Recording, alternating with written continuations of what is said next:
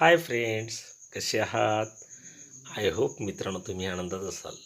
मित्रांनो आज आपण घेत आहोत इयत्ता 6वी. विषय आहे सामान्य विज्ञान. प्रकरण आहे तिसरे सजीवातील विविधता आणि वर्गीकरण. या प्रकरणाचा आपण आज स्वाध्याय घेणार आहोत. मित्रांनो व्हिडिओ शेवटपर्यंत बघा आणि मित्रांनो तुम्ही चॅनलवर नवीन असाल तर चॅनल सबस्क्राईब करा. सजीवातील विविधता आणि वर्गीकरण. मित्रांनो या प्रकरणाचा आज आपण स्वाध्याय घेणार आहोत. चला मित्रांनो सुरू करूया.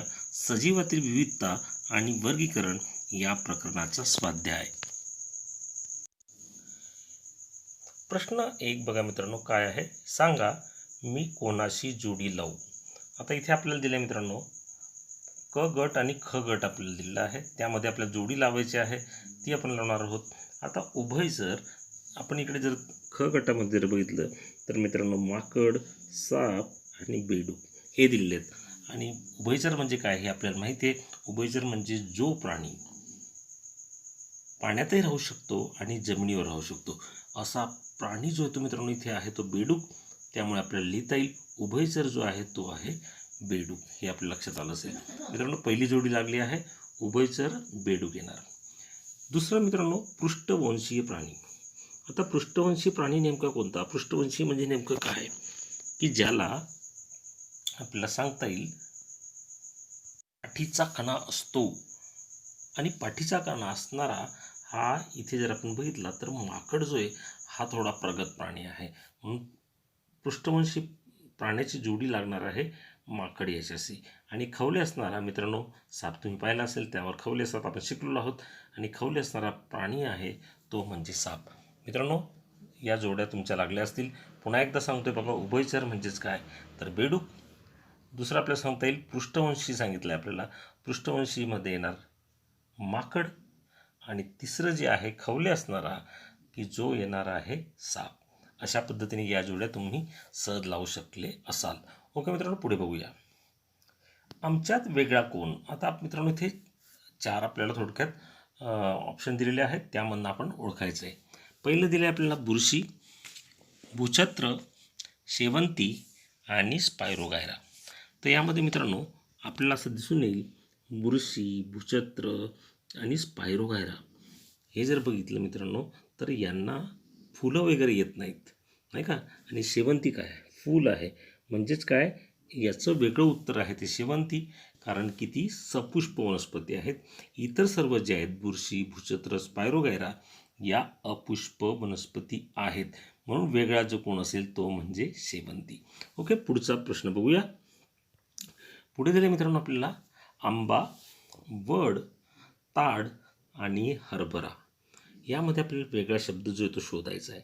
आता मित्रांनो इथे जर बघितलं आंबा असेल किंवा वड असेल किंवा हरभरा असेल, यांना फांदे असतात. ही झाडं तुम्ही सहज पाहिली असेल. आंब्याची झाड पाहिलं असेल, वडाचं झाड पाहिलं असेल, हरभराचं रोपटंसुद्धा तुम्ही पाहिलं असेल. या सर्वांना फांदे असतात. आणि ताड मित्रांनो हे जी वनस्पती पाहिली असेल तुम्ही तर हे एकदम सरळ वाढतं. या पद्धतीने एकदम सरळ ते वाढत असतं. आणि या ज्या वनस्पतीत आंबा, वड यांना फांदे असतात, हरभऱ्याला सुद्धा फांदे असतात. त्यामुळे इथे वेगळा जर कोणता शब्द असेल तो म्हणजे ताड. हे तुमच्या लक्षात आलं असेल. ओके मित्रांनो याच्यामध्ये वेगळा शब्द आहे ताड. पुढे बघूया मित्रांनो तिसरा प्रश्न काय आहे. द्राक्ष, संत्रे, लिंबू आणि जास्वंद. मित्रांनो यामध्ये तुम्हाला सहज ओळखता येणारा शब्द आहे तो तुम्ही सहज सांगू शकतात. हे सगळे फळं आहेत. द्राक्ष, संत्रे, लिंबू हे फळे आहेत आणि जास्वंद जो आहे ते फूल आहे. म्हणजेच काय वेगळा असणारा शब्द म्हणजे जास्वंद जो की फूल आहे. ओके पुढे बघूया मित्रांनो. सूर्यफूल, वड, ज्वारी, बाजरी यामध्ये कोणता शब्द वेगळा आहे. मित्रांनो सूर्यफूल असेल किंवा ज्वारी असेल किंवा बाजरी असेल हे जर बघितले मित्रांनो हे 1 वर्ष 2 वर्ष घेता येणारे पीक आहेत. वड मात्र हा बहुवर्षीय अत्यंत जुनं खोड असलेले वड आपण पाहिलेले आहेत, नाही का. आणि सूर्यफूल, ज्वारी, बाजरी हे जर बघितले मित्रांनो हे शेतात सहज वाढतात, परंतु लवकर ते नष्ट होतात. कारण की त्यांचं आयुष्यमान जे ते वर्ष 2 वर्ष असं असतं. परंतु वड जो आहे मित्रांनो हा बहुवर्षीय असल्यामुळे इथला वेगळा शब्द असणार आहे वड. हे तुमच्या लक्षात आलं असेल. पुढे बघूया मित्रांनो. पेरू, मुळा, गाजर, बीट. आता मित्रांनो, मुळा असेल, गाजर असेल, बीट असेल, हे आपण शिकलो आहेत. हे काय करतात? हे तर मुळं आहेत, वनस्पतींचे मूळ आहेत, त्यामध्ये ते अन्न साठवलं जातं. आणि पेरूचे मित्रांनो हे फळ आहे आणि हे झाडाच्या वरती लागतं. हे जर बघितलं, मुळा, गाजर, बीट हे सर्व काय आहेत? मुळे आहेत. त्यामुळे इथलं जे उत्तर असणार आहे मित्रांनो, ते असणार आहे पेरू. हे तुमच्या लक्षात आलं असेल. ओके, पुढे बघूया मित्रांनो. शेवटचं जे आहे ते हरिण, मासा, मानव व कृमी. आता मित्रांनो, इथे जर आपण बघितलं, हरिण, मासा, मानव व कृमी, यामध्ये तुमच्या लक्षात येईल कृमी, मानव आणि हरिण जे आहेत हे सर्व कुठे असतात? तर जमिनीवर असतात. आणि मासा कुठे असतो? तो पाण्यात असतो. म्हणजे इथे वेगळं उत्तर आपल्याला येता येईल, मासा जलचर आहे आणि बाकी सगळे जे आहेत ते भूचर आहेत असं आपल्याला म्हणता येईल. त्यामुळे इथलं वेगळं उत्तर असणार आहे मासा. परंतु एका बाजूने विचार केला मित्रांनो, तर कृमीसुद्धा याचं उत्तर असू शकतं. म्हणजे थोडक्यात काय, हा जो प्रश्न आहे हा अधिक पर्यायी प्रश्न असू शकतो. याचे उत्तर दोन असू शकतात. पहिलं मी तुम्हाला सांगितलं मासा. इथे आपण कोणता क्रायटेरिया लावला? तर इथे आपण बघितलं की जलचर प्राणी आणि भूचर प्राणी. यामध्ये मासा जलचर ठरला, बाकी सर्व काय होते? भूचर. मात्र मित्रांनो, जर आपण असा विचार केला की पृष्ठवंशी प्राणी आणि अपृष्ठवंशी प्राणी, तर तुमच्या असं लक्षात येईल, इथे जे आहे कृमी जो आहे मित्रांनो, कृमी हा वेगळा शब्द येऊ शकतो. कारण काय, बाकी सर्व काय आहेत? पृष्ठवंशी आहेत. मात्र कृमी पृष्ठवंशीय नाही. त्यामुळे जर आपण वेगळा विचार केला, वेगळा पर्याय लावला, तर कृमी हे सुद्धा याचं उत्तर असू शकतं. थोडक्यात काय, तुम्ही कृमी लिहिलं काय किंवा मासा लिहिलं काय, ही दोन्ही उत्तरे त्याची बरोबर असणार आहेत. ओके, पुढे बघूया मित्रांनो. आमच्यात फरक काय आहे? सपुष्प वनस्पती आणि अपुष्प वनस्पती. मित्रांनो, या प्रकरणात आपण शिकलो सपुष्प वनस्पती म्हणजे काय, तर सपुष्प वनस्पतींना फुले येतात आणि अपुष्प वनस्पतींना फुले येत नाही. हा यांच्यामधला फरक आहे. नावाप्रमाणे त्यांच्यामधला फरक पहिला सांगितला आपण. सपुष्प वनस्पतींना फुले येतात आणि अपुष्प वनस्पतींना फुले येत नाहीत. मित्रांनो, दुसरा फरक काय सांगता येईल आपल्याला बघा. सपुष्प वनस्पती जे आहेत यांना अवयव असतात. म्हणजे काय, मूळ, खोड, पान असे यांचे अवयव असतात. आणि अपुष्प वनस्पतीमध्ये जर आपण बघितलं तर यांना अवयव नसतात. म्हणजे मूळ, खोड, पान असे यामध्ये अवयव नसतात. हा आपल्याला यांच्यामधला दुसरा फरक सांगता येईल. मित्रांनो, तिसरा फरकही तुम्ही सांगू शकाल. कारण काय, सपुष्प वनस्पती ज्या आहेत या विकसित वनस्पती आहेत आणि अपुष्प वनस्पती अर्थातच या विकसित नसतात. सपुष्प वनस्पतींना जर आपण बघितलं मित्रांनो, तर फळंसुद्धा येतात. अपुष्प वनस्पतींना फळ येत नाही. असे तुम्ही 3-4 फरक जे आहेत मित्रांनो ते सहज लिहू शकाल. आय होप मित्रांनो तुम्हाला हे कळाले असतील. पुन्हा एकदा सांगतो, सपुष्प वनस्पती आणि अपुष्प वनस्पतींना फरक काय आहे. सपुष्प वनस्पतींना फुले येतात, अपुष्प वनस्पतींना फुले येत नाहीत. सपुष्प वनस्पतींना अवयव असतात, मूळ, खोड, पान, तसे अपुष्प वनस्पतींना नसतात. तिसरा फरक आपण बघितला होता, सपुष्प वनस्पती ज्या आहेत या विकसित वनस्पती आहेत. अपुष्प वनस्पतींना आपण विकसित वनस्पती म्हणत नाही. आणि मित्रांनो, सपुष्प वनस्पतींना फळे येतात, अपुष्प वनस्पतींना फळे येत नाही. पुढचा फरक काय बघूया. पुढचा फरक बघूया मित्रांनो. पुढचा प्रश्न आहे वृक्ष आणि झुडूप. आता वृक्ष आणि झुडूप यामध्ये नेमका फरक काय, तो तुम्ही सहज सांगू शकता मित्रांनो. आता वृक्ष जर बघितलं तर हे अतिशय उंच असतात. झुडुपे जे आहेत यांची उंची ठराविक असते, नाही का, यांची उंची जास्त वाढत नाही. हा एक त्यांच्यामधला फरक झाला. दुसरं बघितलं तर वृक्ष जे आहेत मित्रांनो हे बहुवर्षीय असतात. म्हणजे काय, अनेक वर्षापर्यंत ते जगू शकतात, जिवंत राहू शकतात. झुडूप मात्र तसं नाही आहेत. झुडुपे जे आहेत हे वर्ष किंवा 2 वर्ष जगू शकतात, ज्याला आपण वार्षिक किंवा द्विवार्षिक असे म्हणतो. तिसरा फरक आपल्याला सहज सांगता येईल मित्रांनो. वृक्षाचे आहेत हे आकाराने खूप मोठमोठे असतात. तुम्ही बघितले असेल, आंबा असेल, वड असेल, नाही का, हे मोठमोठी झाडं असतात. झुडपे मात्र आकाराने अतिशय लहान असतात असं आपल्याला सांगता येईल. हे आपल्याला यामधले फरक जे आहेत मित्रांनो ते सहज आपल्याला सांगता येईल. उदाहरण तुम्ही देऊ शकतात. वृक्षाचं उदाहरण तुम्हाला माहिती आहे काय आहे. वड आहे, आंबा आहे, कडुलिंब आहे. आणि जर आपण झुडुपं जर पाहिली तर अनेक फुलांची झाडे ती झुडुपांमध्ये मोडतात. कण्हेर असेल, नाही का, घाणेरी असेल, हे सर्व काय आहेत, झुडुपे आहेत. ओके मित्रांनो, हा फरकही तुम्हाला कळाला असेल. पुढचा फरक आपण बघणार आहोत आता, तो म्हणजे पृष्ठवंशीय प्राणी आणि अपृष्ठवंशीय प्राणी. आता मित्रांनो, नावं ज्याच्यावरनं पृष्ठवंशी प्राणी म्हणजे काय, तर थोडक्यात ज्या प्राण्यांना पाठीचा कणा असतो, ते सर्व काय असले पृष्ठवंशीय. आणि ज्यांना पाठीचा कणा नसतो ते असतात अपृष्ठवंशीय प्राणी. हा मोठा फरक लक्षात ठेवा. पृष्ठवंशीय प्राणी म्हणजे काय, तर ज्यांना पाठीचा कणा असतो. आणि अपृष्ठवंशीय प्राणी म्हणजे काय, ज्या प्राण्यांना पाठीचा कणा नसतो ते. याचं उदाहरण जर आपल्याला सांगितलं तर बघा, पाठीचा कणा असलेले कोण, मानव. आपल्याला पाठीचा कणा आहे. माकड आहे, पक्षी आहे, साप आहे, मासा आहे, या सर्वांना पाठीचा कणा आहे. म्हणून हे सर्व काय आले पृष्ठवंशी प्राणी. मग अपृष्ठवंशी प्राणी कोण आहेत, तर मित्रांनो अमिबा जो एक पेशी आहे तो नाही आहे. गोगलगाय असेल, कीटक असेल, कृमी आपण आत्ता जो अभ्यासलं, गांडूळ, यांना पाठीचा कणा नसतो. म्हणून हे काय आले अपृष्ठवंशी प्राणी. पृष्ठवंशी प्राणी जे आहेत मित्रांनो हे विकसित असतात. अपृष्ठवंशी प्राणी जे आहेत हे कमी प्रमाणात विकसित असतात. हा यांच्यामधला एक फरक तुम्हाला सांगता येईल. पुढचा प्रश्न बघूया मित्रांनो. सत्य की असत्य ओळखा. पहिला प्रश्न आहे मित्रांनो, गोगलगाय हा जलचर प्राणी आहे. तर मित्रांनो हे असत्य आहे. गोगलगाय आपण सहज जमिनीवर पाहतो नाही का, त्यामुळे तो जलचर नाही, म्हणून हे आहे असत्य. उभयचर प्राणी हवा व पाण्यात राहू शकतात. मित्रांनो उभयचर प्राणी जे आहेत हे हवा व पाण्यात राहू शकतात, हे मानणं अतिशय चूक आहे, असत्य आहे. कारण की उभयचर प्राणी जे आहेत हे काय होतात, जमिनीत आणि पाण्यात राहतात नाही का, त्यामुळे हे उत्तर जे हवा व पाण्यात राहू शकतात हे आहे असत्य. बघा मित्रांनो, पहिलं जे आहे ते सुद्धा असत्य होतं, दुसरं जे आहे ते सुद्धा असत्य होतं. आता आपण बघणार आहोत तिसरं. पुन्हा आपण वेगळ्या गुन्हा करतोय बघा. हे आपण पाहिलं आहे, याचं उत्तर चूक आहे. हे सुद्धा आपलं झालं आहे, याचं उत्तरही चूक आहे. आता आपण बघतो तिसरं, पृष्ठवंशी प्राण्यात मेंदूचे कार्य अधिक विकसित झालेले असते. हे उत्तर बरोबर आहे, म्हणजेच मित्रांनो हे सत्य आहे, हे आपल्याला सांगता येईल. पुढचा बघा मित्रांनो, अमिबा हा बहुपेशीय प्राणी आहे. चौथं विचारले आपल्याला, अमिबा हा बहुपेशीय प्राणी आहे, तर हे चूक आहे. आपण शिकलो अमिबा हा एकपेशीय प्राणी, त्यामुळे अमिबा बहुपेशीय प्राणी हे असत्य आहे. मित्रांनो तुमच्या लक्षात आलं असेल, पहिलं होतं सत्य, दुसरं सत्य, तिसरं मात्र सत्य होतं आणि चौथं आहे असत्य. पुढे बघूया मित्रांनो. पुढचा प्रश्न काय, दोन नावे लिहा. आता बरेच आपल्याला वनस्पती सांगायचे आहेत, दोन दोन नावं आपल्याला लिहायची आहेत. पहिलं दिलं मित्रांनो सपुष्प वनस्पती. मित्रांनो सपुष्प वनस्पती म्हणजे काय, ज्यांना फुलं येतात, आणि अशी वनस्पती तुम्हाला माहिती आहेत, खूप वनस्पती जी आहेत तुम्ही सांगू शकतात. तर सपुष्प वनस्पतीमध्ये तुम्ही सांगा, तर पहिलं येईल, तुम्ही जास्वंद लिहू शकतात, झेंडू लिहू शकतात, गुलाब लिहू शकतात, काही ते लिहू शकतात.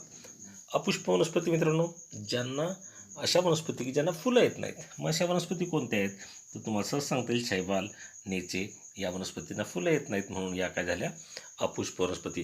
मित्रांनो लक्षात ठेवा, सपुष्प वनस्पती झेंडू आहे, मोगरा आहे, गुलाब आहे, हे सगळं लिहिता येईल. अपुष्प वनस्पतीमध्ये तुम्हाला शैवाल लिहिता येईल, नेचे लिहिता येईल. पुढे वृक्ष कोणकोणते आहेत. वृक्ष म्हणजे काय मित्रांनो, की जे खूप मोठमोठे असतात, आपण नेहमी त्यांना बघतो नाही का, कडुलिंब असेल, त्याचप्रमाणे मित्रांनो वड असेल, आंबा असेल, हे सर्व वृक्षामध्ये मोडले जातात. ओके. झुडूप कोणते आहेत, तर आत्ता सांगितल्याप्रमाणे तुम्हाला मित्रांनो सांगितले, जी छोटी फुलांची झाडे आहेत ते सुद्धा झुडुपामध्ये मोडतात. मग कण्हेर असेल, घाणेरी असेल, हे सर्व काय आहेत, झुडूप आहेत. वेल.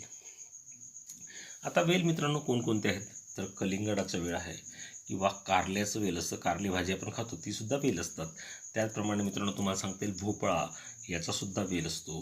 गिलके असतील किंवा दोडके असतील, या सगळ्या फळभाज्या आहेत, यांचेसुद्धा हे वेल असतात. द्राक्ष मित्रांनो, द्राक्षांचासुद्धा वेलच असतो. अशा बऱ्याचशा तुम्हाला लिहिता येतील. वार्षिक वनस्पती. वार्षिक वनस्पती म्हणजे मित्रांनो काय, तर ज्या एका वर्षात 1 वर्षापर्यंत त्यांचे आयुष्यमान असतं, अशा वनस्पती. तर मित्रांनो ज्वारी आहे, सूर्यफूल आहे, गहू आहे, या सर्व काय वार्षिक वनस्पतीत. द्विवार्षिक वनस्पती म्हणजे काय, तर 2 वर्ष त्यांचं आयुष्य असणारे अशा. तर जे मूळ असतात, म्हणजे थोडक्यात गाजर, बीट, यांना आपण द्विवार्षिक वनस्पतींमध्ये यांचा आपण समावेश करतो. पुढचं आहे बहुवार्षिक वनस्पती. बहुवार्षिक वनस्पती म्हणजे काय, ते वर्षानुवर्ष जगतात, त्यांचं आयुष्य खूप असतं. आंबा असेल मित्रांनो, त्याचप्रमाणे फणस, हे जे आहेत बहुवार्षिक वनस्पती आहेत. आय होप मित्रांनो हे तुम्हाला कळालं असेल, त्याप्रमाणे तुम्ही उत्तर लिहिली असाल. पुढे बघूया मित्रांनो पुढचा प्रश्न काय आहे. वनस्पतींचे पुढचा प्रश्न घेऊया, खालील प्रश्नांची उत्तरे द्या. आता पहिला प्रश्न आहे मित्रांनो इथे आपल्याला दिलेला, वनस्पतींचे अवयव कोणते? मित्रांनो, मूळ आहे, खोड आहे, पान, फूल, फळ हे वनस्पतींचे अवयव आपण शिकलो. त्यामुळे ते क्रमाने लिहू शकताय तुम्ही. मुळापासून सुरुवात करायची. मूळ, नंतर खोड, नंतर पान, फूल आणि फळ हे वनस्पतींचे अवयव आहेत. आता यापैकी आपल्याला वेगवेगळी कार्य विचारली. त्यापैकी दुसरा प्रश्न बघा काय, तर मुळांची कार्ये कोणती? आता मित्रांनो, मुळे जे आहेत ह्या वनस्पतींना घट्ट धरून ठेवतात, नाही का. ते सुद्धा त्याचं एक कार्यच झालं. मुळे ही कुठे असतात? जमिनीच्या खाली असतात. आणि काही प्रकारची मुळं तर मित्रांनो जमिनीमध्ये अन्नसाठा करून ठेवतात. उदाहरणार्थ मुळा, गाजर, बीट हे काय करतात, तर मुळांमध्येच ते काय करतात, अन्नसाठा करतात. त्याचप्रमाणे जे पोषक तत्वाचं काम, पोषक तत्वे आहे किंवा पाणी आहे हे ओढण्याचं काम किंवा खोडाकडे वहन करण्याचं काम, किंवा थोडक्यात असं म्हणूया, जमिनीतून खोडाकडे पोषण तत्व व पाणी वहनाचं कार्यकाम जे आहे हे मूळ जे ते करत असतं. त्याचप्रमाणे वनस्पतीला आवश्यक असणारी जेही घटक असतात ते जमिनीमधून त्या वनस्पतीला ते पुरवत असतात. हे मुळांची कार्य झाली, हे आपल्याला सांगता येईल. पुढे मित्रांनो, पुढचा प्रश्न बघूया.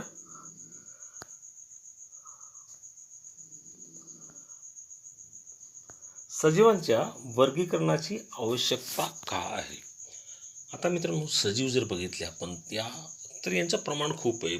खूप लाखो सजीव आहेत या पृथ्वीतलावरती. मग यामध्ये सुद्धा खूप विविधता त्यांच्यामध्ये आहे.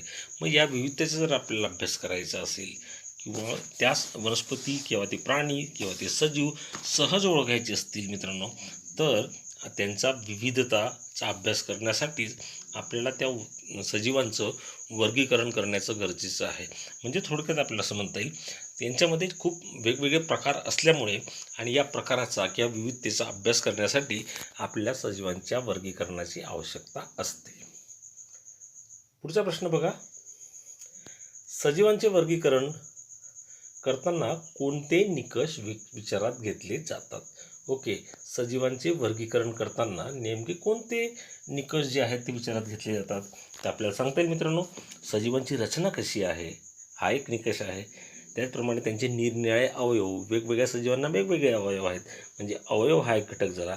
त्याचप्रमाणे मित्रांनो, त्यामध्ये नेमके साम्य काय, असे सजीव की त्यांच्यामध्ये साम्य आहे, असे सजीव की त्यांच्यामध्ये भेद आहे, म्हणजे हा एक मुद्दा असू शकेल, त्यांच्यामधील साम्य व भेद. त्याचप्रमाणे त्या सजीवांची वैशिष्ट्ये, त्यांचा अधिवास, ते नेमके कुठे आहेत, या सर्व निकषांचा विचार जो येतो मित्रांनो केला जातो. म्हणजे थोडक्यात सांगतात बघा, ते निकष कोणते? सजीवांची रचना, त्या सजीवांचे अवयव, त्यांच्यामधील साम्य व भेद, त्यांची वैशिष्ट्ये आणि त्यांचा अधिवास, हे निकष जे आहेत मित्रांनो विचारात घेतले जातात. वेलींची काही वैशिष्ट्ये सांगा. मित्रांनो, बऱ्याचशा वेली ज्या आहेत या तुम्ही पाहिल्या असतील, नाही का. तर मला वाटतं भोपळाची वेल आहे किंवा कलिंगड तुमचं आवडतं फळ असेल, त्याचासुद्धा तुम्ही वेल कदाचित पाहिला असेल. तर मित्रांनो, यांची वैशिष्ट्य काय, तर वेलींचे खोड अतिशय नाजूक असतात, लवचिक असतात, मऊ व हिरवेगार असतात. त्याचप्रमाणे वाढ होण्यासाठी त्यांना आधाराची रचना असते. मित्रांनो, आपण शहरात राहतो, कदाचित तुम्ही पाहिले नसतील, परंतु मनी प्लांट तर बऱ्याच घरात असतो, नाही का. मनी प्लांट हा सुद्धा काय आहे, ती सुद्धा एक वेलच आहे. तुम्ही पाहिली असेल ती, नाही का. या वेलींना स्प्रिंगासारखे धागे असतात आणि ते आधार शोधत असतात. काही वेली जर बघितल्या मित्रांनो, या जमिनीवरच समांतर वाढतात. काही वेली समजा काही आधार शोधतात, काही लाकूड असेल, काही खांब असेल, त्याच्या आधारे ती जी आपली वाढ जी ती करत असतात आणि त्याच्या आधारे ती चढत असतात, नाही का. ही आपल्याला वेलींची वैशिष्ट्ये सांगता येतील. पुढचा प्रश्न बघा मित्रांनो, काय आहे, रोपट्यांची वैशिष्ट्ये सांगून उदाहरणे द्या. आता रोपट्यांची वैशिष्ट्य आपल्याला सांगायची, तर आपण अभ्यास केला आहे. रोपट्याची उंची जी आहे मित्रांनो साधारणपणे 1 ते 1.5 मीटर असते, हे आपण शिकलो, नाही का.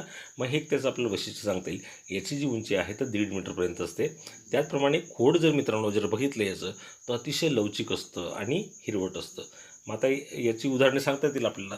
रोपटे बरीच आपण शिकलेलो आहोत, नाही का. मेथी असेल, सदाफुली असेल, हे सर्व काय रोपटे. यांची खोड जर तुम्ही पाहिलं असेल मित्रांनो, तर अतिशय कसे असतात, लवचिक असतात, म्हणजे सहज आपण त्यांना जे ते वाकवू शकतो आणि ती हिरवी असतात. ही आपल्याला वैशिष्ट्य त्यांची सांगता येतील. पुढचा प्रश्न, प्राण्यांचे आणि वनस्पतींचे वर्गीकरण कोणकोणत्या निकषांच्या आधारे कराल? मित्रांनो, आधी आपण बघूया प्राण्यांचा विचार करूया. प्राण्यांचं वर्गीकरण आपण कोणत्या निकषांच्या आधारे करणार? तर अर्थातच त्यांची पेशी रचना, म्हणजे ते एकपेशी आहेत की बहुपेशी आहेत, त्याचप्रमाणे पाठीचा कणा आहे किंवा नाही, म्हणजेच काय, ते पृष्ठवंशी आहेत किंवा अपृष्ठवंशी आहेत, हा एक त्याचा विचार करणार. त्याचप्रमाणे मित्रांनो, त्याची प्रजननाची पद्धत, ते आपल्याला सांगता येईल, ती प्रजननाची पद्धत नेमकी त्याची कशी आहे, तो सुद्धा आपल्याला विचार. काही प्राणी जे ते अंडज असतात, काही प्राणी जे ते जरायूज असतात, तो सुद्धा निकष आपल्याला आधार म्हणून घ्यावा लागेल. त्याचप्रमाणे मित्रांनो, त्यांचा अधिवास, म्हणजे ते नेमके राहतात कसे, उभयचर आहेत, जलचर आहेत, भूचर आहेत, हे आपल्याला सांगता येईल. हे झालं प्राण्यांच्या बाबतीत. आता वनस्पतींचा विचार करूया. वनस्पतींचं वर्गीकरण आपण कसं करणार, त्याचा निकष आपण कसा लावणार? तर मित्रांनो, खोडांचा आकार, त्या वनस्पतीची उंची, त्याचा जीवनक्रमाचा कालावधी, म्हणजे ते वार्षिक आहेत, बहुवार्षिक आहेत की द्विवार्षिक आहेत. त्याचप्रमाणे मित्रांनो, ते सपुष्प आहेत की अपुष्प आहेत, म्हणजे त्यांना फुले येतात की नाही, तसा आपण विचार करणार किंवा तो निकष लावणार. आणि सर्वात महत्त्वाचं, त्यांचा अधिवास. आपल्याला माहिती आहेत काही वनस्पती जे आहेत मित्रांनो, या जलीय वनस्पतीसुद्धा असतात, त्यामुळे अधिवाससुद्धा आपल्याला विचारात घ्यावा लागेल. अशा पद्धतीने प्राण्यांचं आणि वनस्पतींचे वर्गीकरण आपण या निकषांच्या आधारे करू शकू. पुढे बघूया मित्रांनो, पुढचा प्रश्न. प्राण्यांच्या शरीराचे संरक्षण जे कशामुळे होते?